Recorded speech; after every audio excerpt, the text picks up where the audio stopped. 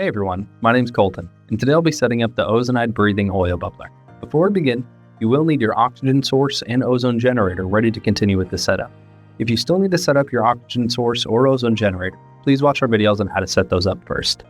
For this setup, you'll need the 5-foot section of silicone tubing and check valve connector set that was included with your generator, and a breathing oil bubbler with the included nasal cannula. For this setup, I'll be using the 200 milliliter oil bubbler, but the setup will be the same for any Ozonide breathing oil bubbler glassware. The Ozonide breathing oil bubbler is used as a breathing treatment for respiratory and sinus issues.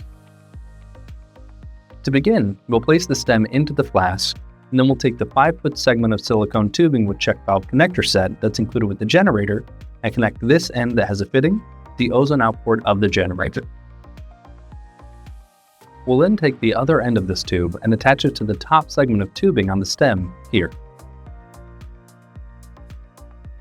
You can then attach the nasal cannula to the other fitting coming off the oil bubbler stem.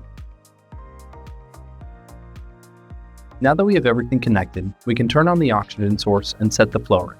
Most will use the flow rate of 1/4 liters a minute when using the oil. At this point, you can put on the nasal cannula and power on your generator to whichever dial setting you would like to use. Most will breathe the ozonides coming out of the oil bubbler for 15 minutes, 1 or 2 times a day. Once that time has elapsed, you can power off your ozone generator and turn off your oxygen source. You'll also want to disconnect the tubing on the ozone out part of the ozone generator to prevent the backflow of oil into the ozone generator.